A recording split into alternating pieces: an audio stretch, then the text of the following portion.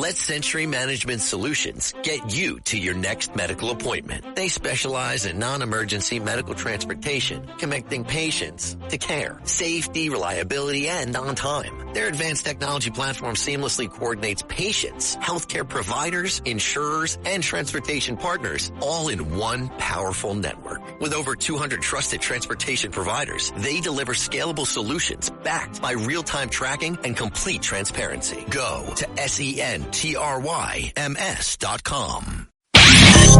the squadron, they called him Bullets, but we call him Greg Kelly.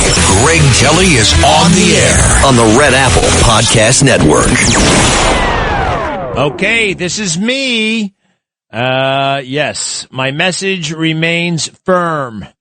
Calm down. I don't want anybody wetting their pants. Don't fall for the fake news that is treating this F-15 being shot down apparently by the Iranians. They're treating it like 9/11 and Hurricane Katrina all wrapped up into one. Oh my God, we're losing. Everything's horrible. This is a big mistake. Oh no, what do we do now?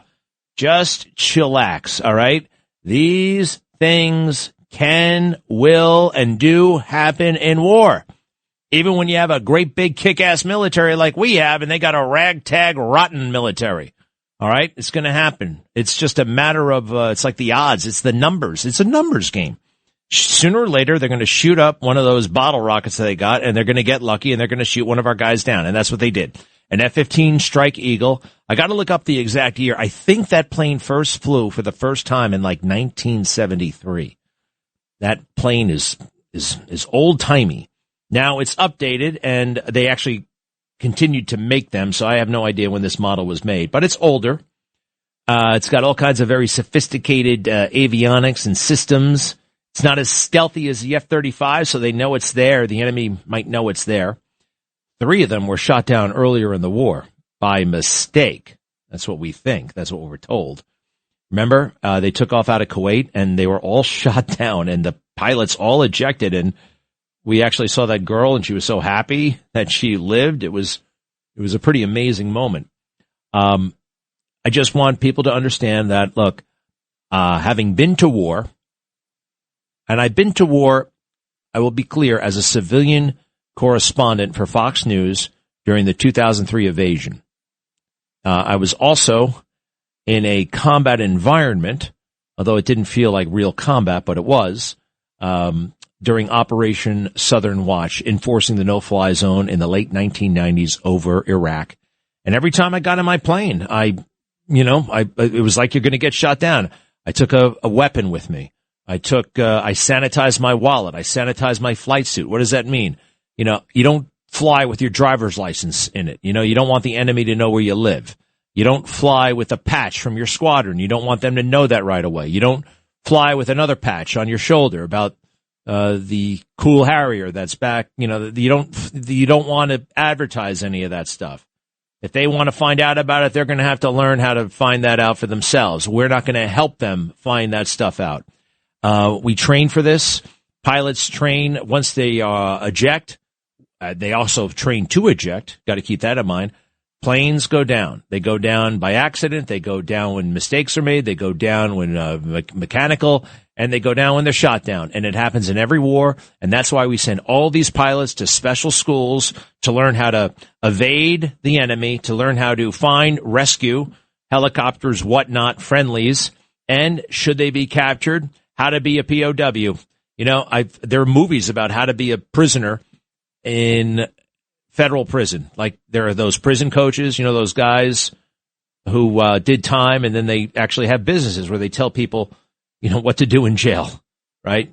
And apparently the thing you do is you don't grab a lunch tray, a metal lunch tray, and go up to the biggest, baddest guy and hit him over the head with a lunch tray, and, he's out cold, and you send a message, nobody messes with me, all right? You find the biggest, baddest guy you can, and then you take him out.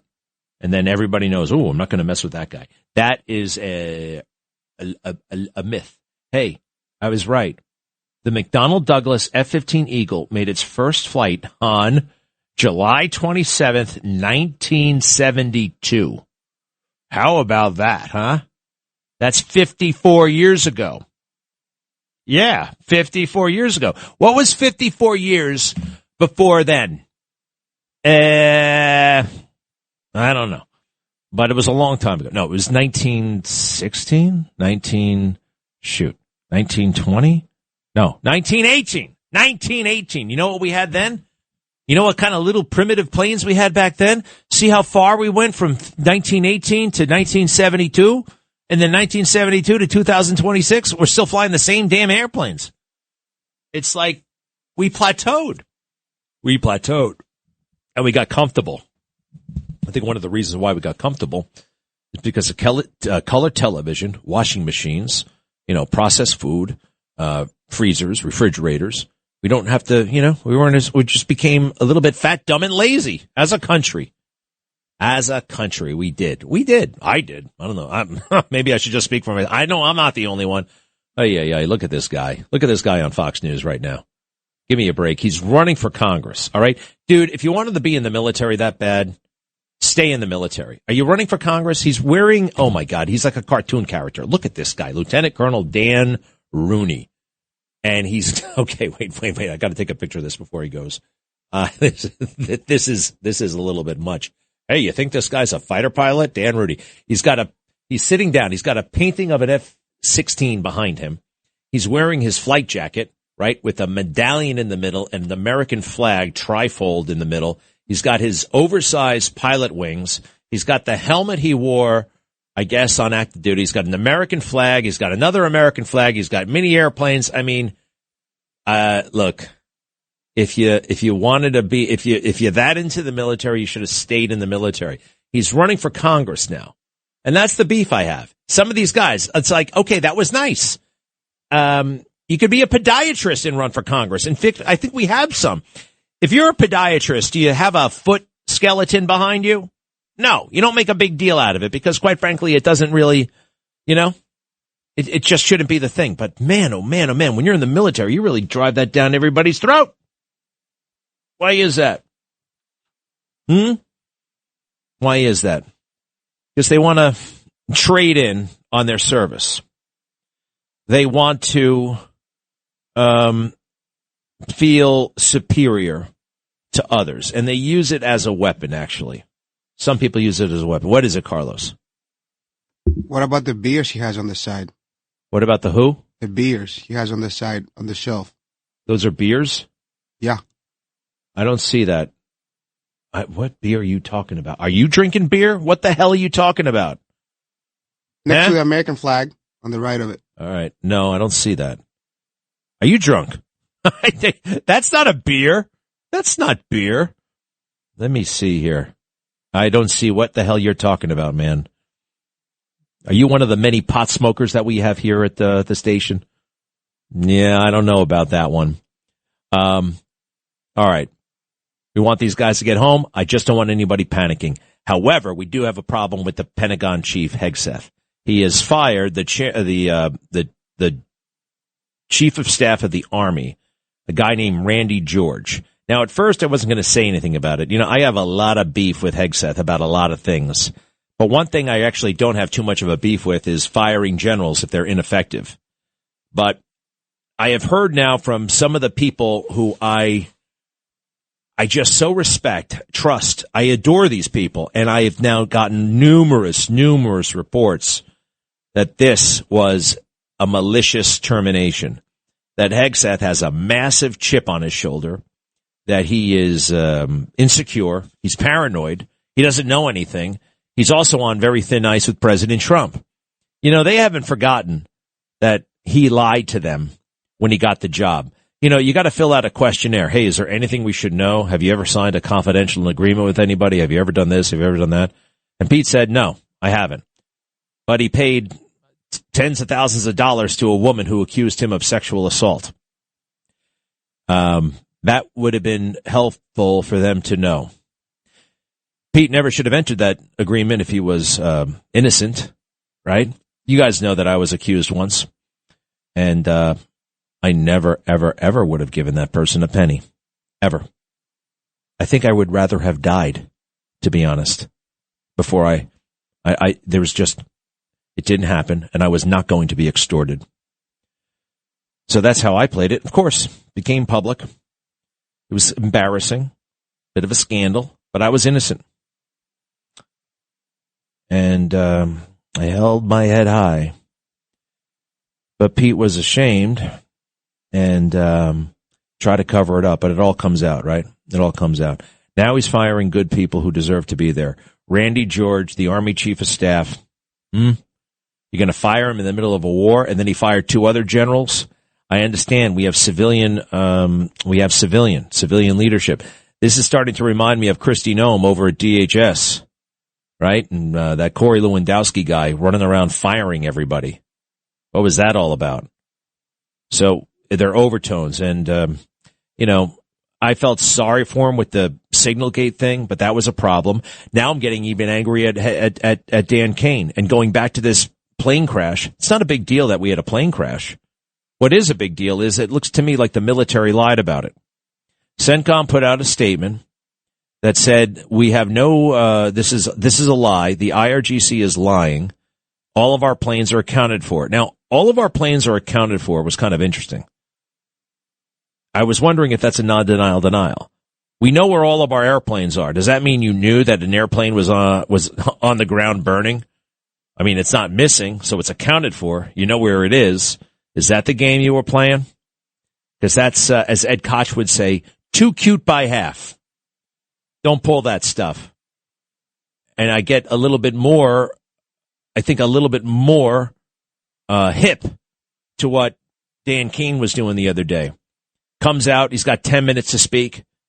7 minutes, he talks about the bomb factory workers in Idaho. And then he talks about some dead soldier who died at the age of 100 in 2024.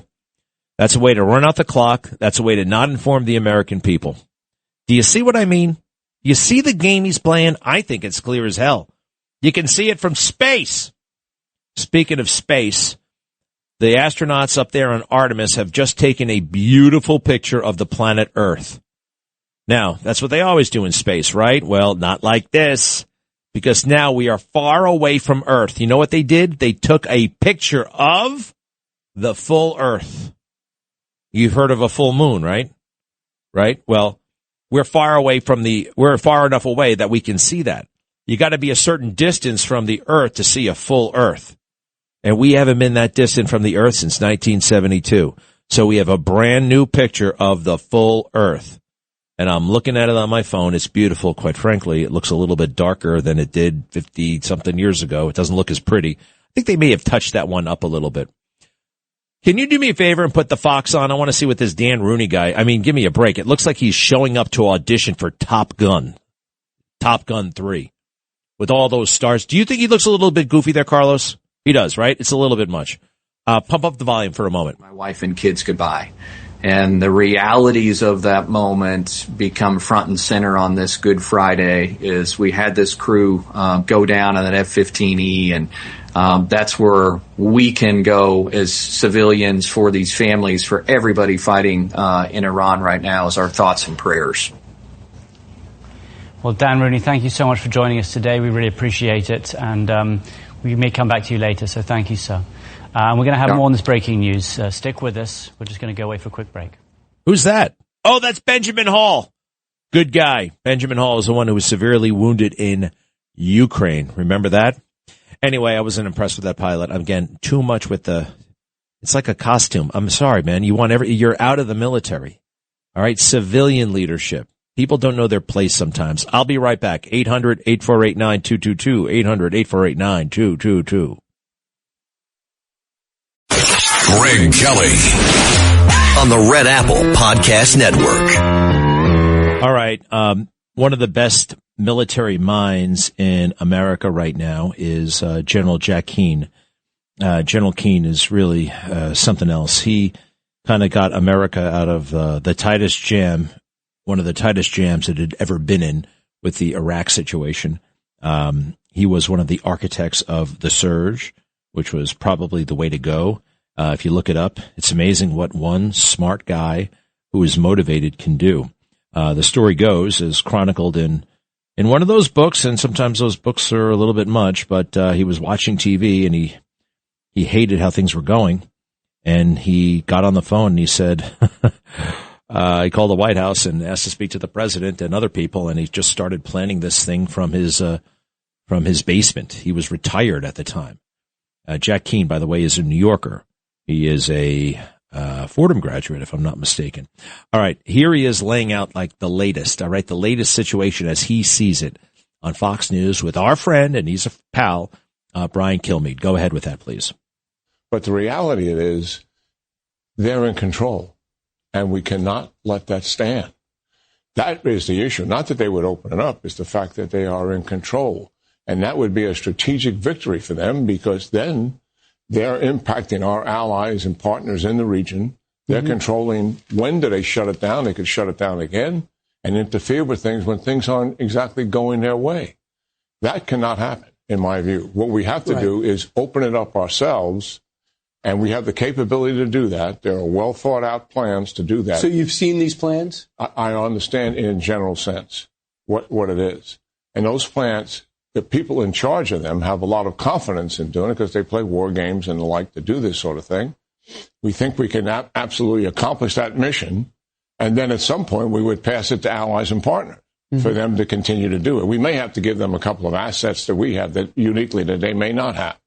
But nonetheless, this is a very doable, and we certainly cannot leave Iran in control where they shut that down and open it up at will. That would change the Middle East and give them huge amount of influence. All right. I understand that part. I actually want to know about, and here we go. He's also weighing in on the termination of General Randy George, who was the Army Chief of Staff, basically the top soldier in the military, in the Army at least. It's not quite the chairman of the Joint Chiefs of Staff, but you got to remember the chairman is basically an advisor. It's not an operational role. He advises. And then the combatant commanders, CENTCOM, they are actually ordering the troops, and these guys make sure the troops are ready to be deployed, and they run the day-to-day affairs of the military. To fire a guy like Randy George, there's something wrong. There's something wrong, and I think it's Hegseth's insecurity that led to this termination. Let's hear it from the man himself. This is General Jack Keane, former 4-star general, big fan of Trump's, and at times I think he knows the truth about Hegseth as well. All right, that it's ridiculous that he has this job. Not only did Hegseth fire General George, he fired 2 other generals yesterday. Oops, there's the music. Right when we come back, Jack Keane, American Patriot. Be right back.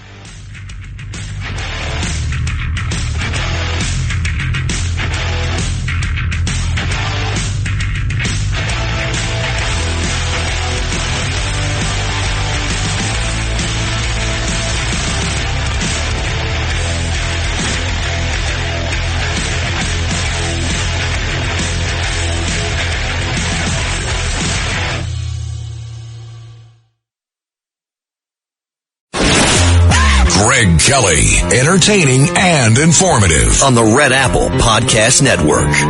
Hey, I think we got the smartest guy in the country to talk about the Iraq War with us right now. Retired General Blaine Holt, who told me exactly when this war would start, like a long time before it started, and sure enough, it started just when he said it would. The man knows tactics, he knows strategy, he knows politics. Blaine Holt, welcome back. They shot one of our guys down. What do you think? Oh, gosh. I don't know if they shot them down. I'm not sure yet because, as you know, air refueling is inherently dangerous in and of itself. It's a lot of fun to do, but you can get into a bad situation just doing the air refueling. So they say they shot down the airplane. They say they did it with AAA. That actually makes sense to me because if you're refueling at about 20,000 feet, 22,000 feet, then optically you can be seen with binoculars or some sort of sighting device. And then if you've got a 20 millimeter cannon, a 50 millimeter cannon, you can get hit. But what is for sure is we've got a crew out there, 1 to 2 members. We don't know if they survived. We don't know what the status is. But every hour that goes by, and I'm hearing now Iran has issued a bounty for their capture. that actually very greatly encourages me that they're doing what you and I have been trained to do, and that is engage in evasion tactics to not be captured. There's a report that one guy's already been rescued. We're not sure, but let me ask you this. The hyperventilating that's happening right now on cable news and elsewhere, certainly on X, oh my gosh, they shot down a plane. Like, I just want to, and check me if I'm wrong here, but this happens in warfare. This happens. And even a war that you're going to win quickly and, invincibly, like the Gulf War, we lost a whole bunch of airplanes. It's pretty standard in a weird way, isn't it? It is. It's part. You don't want to lose anything, but if you throw enough metal up into the sky, eventually you're going to hit something. They're down. I just saw us tag a missile dump, a missile storage site with our bunker busters, and the secondary explosions coming off of that indicate that those are missiles we'll never have to worry about again. That they're down to using AAA or anti-aircraft artillery. Okay, we don't want to lose an F-15, but it's very encouraging that that's what they're down to. Okay, and it's just one F-15, and that's why we have a lot of planes. One of the reasons why we have a lot of planes. So when you turn on the TV and everyone's screaming, this happens. And we're ready for it. The pilots train extensively for it. We have all these search and rescue teams ready to go. So this is what happens. And now listen, I want to get your take on Hegseth's termination of General Randy George. Not exactly household name famous, but he was a 4-star general, the top general in the Army. And I find it interesting. I don't think it was a good idea. I think Hegseth, I got my issues with Hegseth, but listen to what Jack Keane said just a little while ago on Fox. Go ahead. Was asked to retire yesterday. He's a personal friend of yours. What do we lose when we lose General George?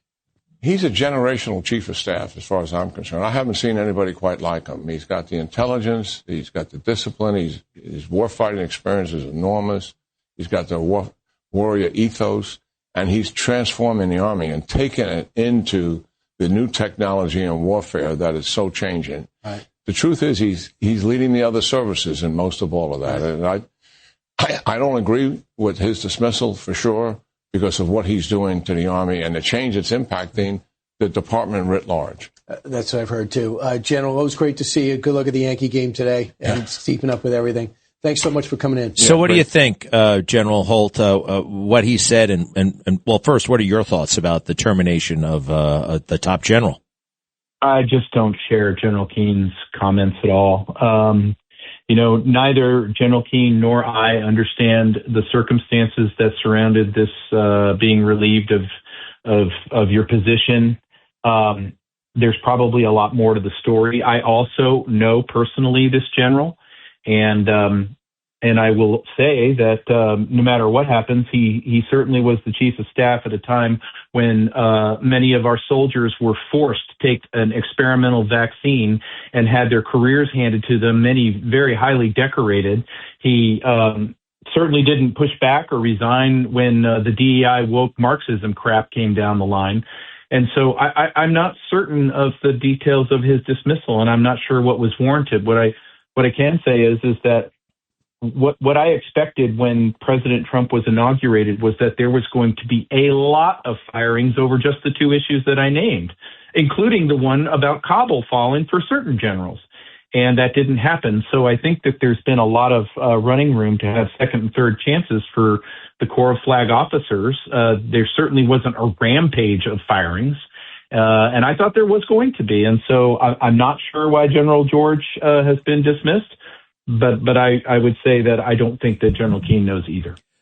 Let me run this by you, and it's a side issue, but look, he's doing it in the middle of a war, and that's going to get extra attention. He had time to do this before. There's a sense that I have that Pete is insecure about his own military credentials. He lacks confidence, and he is kind of flailing, and I've seen this all along. I don't see any signs of it getting better, and it concerns me. I also have to tell you, it concerns me a little bit that CENTCOM doesn't seem to have been forthright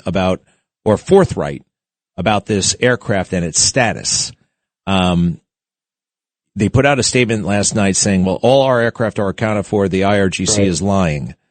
And if I look at it closely enough, I can see that maybe they are building themselves some wiggle room, even with this statement. Our aircraft are accounted for. Does that mean one's burning on the desert floor? I mean, what kind of game are they playing here? I feel like we're being jerked around a little bit, General. Well, you might feel that way. I can see a reason for what CENTCOM reported that way. Maybe they made a public affairs blunder. But if let's put it this way, if you've got pilots that have ejected safely and they need as much time as they can to evade to a hole-up spot or a place to get to, wouldn't it be great if you put out the information that, nope, all our jets are accounted for, we know where they all are, to maybe try to blunt the enemy going after them? That's one. Two, the Chief of Staff of the Army, the primary mission of the Chief of Staff is to organize, train, and equip the Army. They are not a warfighter.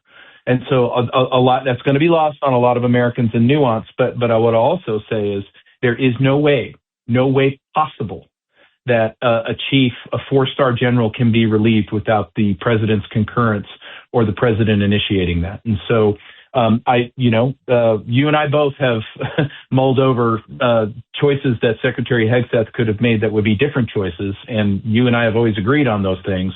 But in this case, there's no way this could happen without President Trump getting involved. Let me just ask you this. Technically, you say legally, like legally.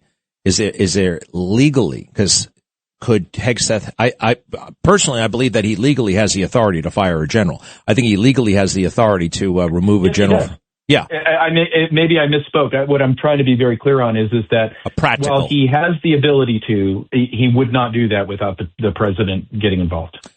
So... all right. The bottom line is this. Oh, one other little thing. I mean, did we express overconfidence a couple of days ago? Like, they did say it. And quite frankly, they didn't have to say it, but they kept saying, we have dominance of the skies. We own the skies over Iraq. We can go wherever we want and do whatever we want in the skies over Iraq. And this goes to my concern about, the trash talking of the enemy. We beat them so bad we can do whatever we want. And that arguably led to where we are right now. Oh, yeah? Well, we'll show you. And maybe they just showed us. I couldn't agree with you more. I think that the better stance is always going to be, look, we are professionals in the Defense Department or the Department of War, whatever you want to call it. And we take those responsibilities very seriously. And so to the extent that you're at a podium explaining, I think you should be as unemotional and detached as you possibly can be. And I don't think you should talk too big, talk too wise, just say things are going according to plan, we're meeting our objectives, and we pray for the safety of our men and women in uniform every single day. Well, General, man, do you know your stuff. You're good. You're good. I appreciate you pulling me on, and I hope you're having a great Good Friday. I know I am, and what a blessed Easter, and we'll pray for that crew as they find their way back home. Absolutely. Thank you, General. Actually, General, I need you for one more little thing. I just tweeted something that's gone mega viral, and actually, I'm seeing that I got a lot of people agreeing with me. I got a lot of people saying, shut up. But I said this, and I put a picture of an F-15 up. And by the way, real quick, isn't it fascinating? The first flight of the F-15, I looked it up a little while ago, was 1972. Not to say it's an old airplane. We make them since, and we got upgrades. But isn't that kind of wild? Yeah, it is. But it talks to a broken procurement system and retarded technologies that because of monopolies, we should be getting better than what we get. So here's my tweet. Everybody calm down. So they shot one of our planes down. Relax. This happens in every war. The situation is under control. One guy has already been rescued. Fake news is treating this like it's 9/11 and Hurricane Katrina all wrapped up into one. Chill. And I think that's wise advice. That's very wise and sage advice. It is a war. We can they'll let the lawyers and the Congress call it whatever the heck they want to call it, a conflict, a tiff, we're miffed at each other. It's a war. And the good news is that crew, oh my goodness, the training that they have and the ecosystem around them, recovering them is not a mission, it is the mission. And we will welcome them back. All righty. Thank you, General. You're the best. So appreciated. Thank you. Thank you. To be continued, everybody. 800-848-9222. 800-848-9222. Greg Kelly, entertaining and informative on the Red Apple Podcast Network. Okay, this is me. You know, it's interesting. It's pretty bustling outside for a Good Friday, right? And it is. It's a very bustling day out there. Lots of cars. Are they going home? Are they going home? Where are they going? I remember Good Friday being particularly chill. Almost feeling like a Sunday afternoon. It doesn't feel like that right now, does it, Carlos? No. 800-848-9222. Susie, you're live on the radio. Hi, how are you? Good. Listen, I don't know if it's true or not, but I just read this on Fox webpage that missile trucks were going from Pakistan to... What? Who's that, your husband? Missile trucks were going from Pakistan to Iran. Who are you talking to in the background? Who was that guy?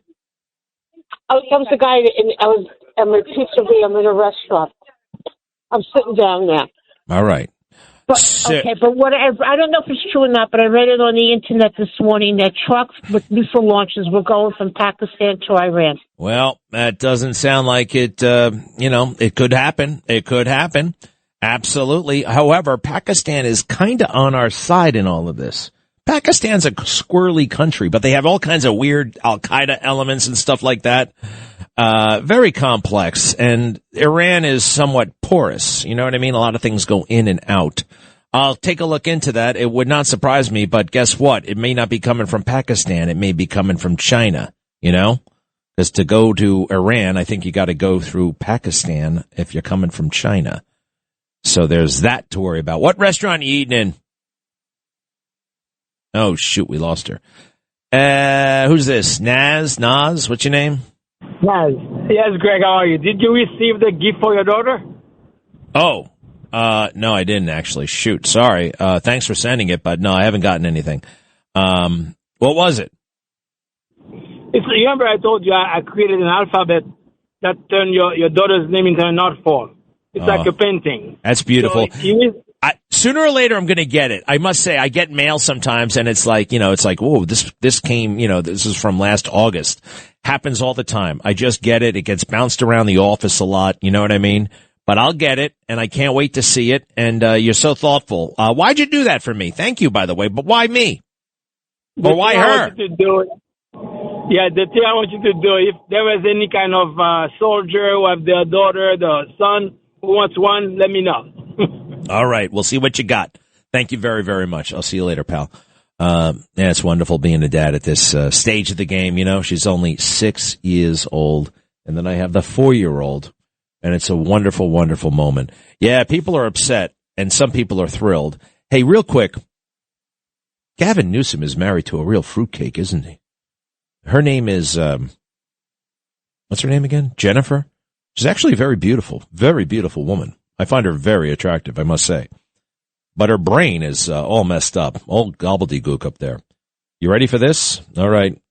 This is the next First Lady of the United States. Ain't happening.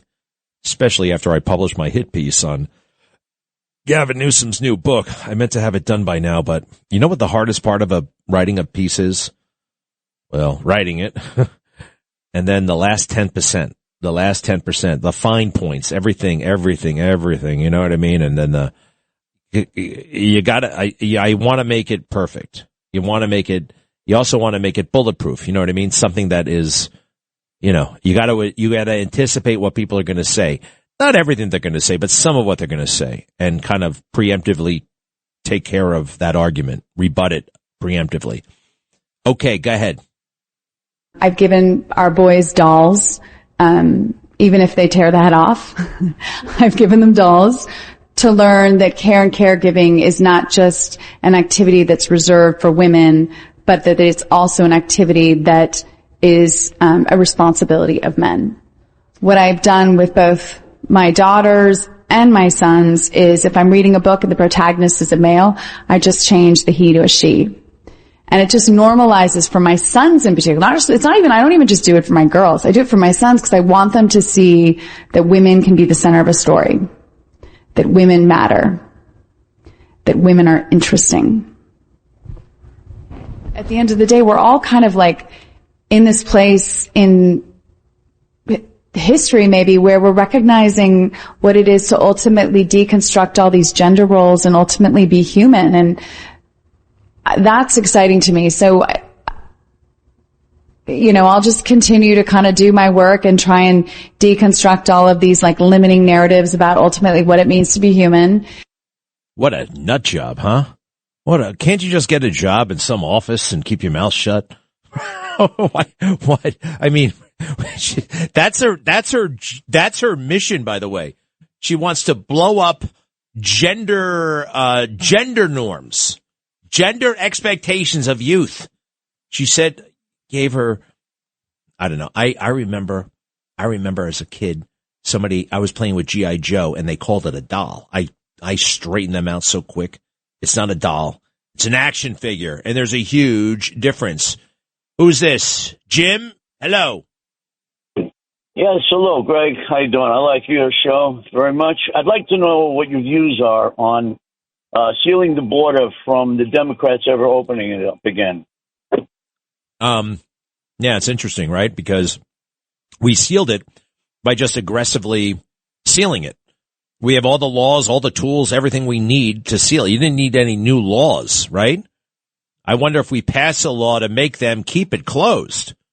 I never thought of it that way, right? I mean, how would you enforce that? How would you make sure the next administration, if it happens to be a Democrat administration, look, here's my prediction, though. Here's what my gut tells me. The next president will be a Republican, probably Marco Rubio, but you never know. And then in 2032, a Democrat will be back. And guess what that Democrat is going to be? Normal. Somewhat normal, right? And a normal person wants to have a secure border. Not too long ago, Democrats were all about secure borders, right? And by not too long ago, I mean, 2000, 2010, and the rest. You know what I mean, Jim? Yep, absolutely. What do you think? I mean, how do we guarantee that? There's no guarantee. A maniac could open it up. Well, I'm really worried because of the Trump derangement syndrome that the Democrats will immediately undo everything that this man has done. Yeah, there is that. There is that. But the closer I look at these Democrats who are lining up to run for president, anything could happen in politics, and you can't be cocky. But these are some really psychotic, weird people. And I still can't. I mean, look at what the American people did. They elected Trump in 2024. When everything, the establishment, the media, everything had Trump derangement syndrome, and they made the right choice. And I'll think they'll make the right choice again, no matter what the hell's going on. Anyway, good question. Something to ponder. I guess we'll do one more. Let's try. He's back. Joe, are you mad? What is it? Joe, line 2. What? Hello. A doll. That's a doll.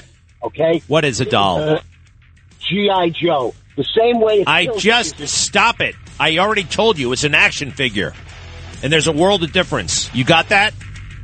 It's a doll. No, it's not. Just like the $6 Million Man action figure was not a doll.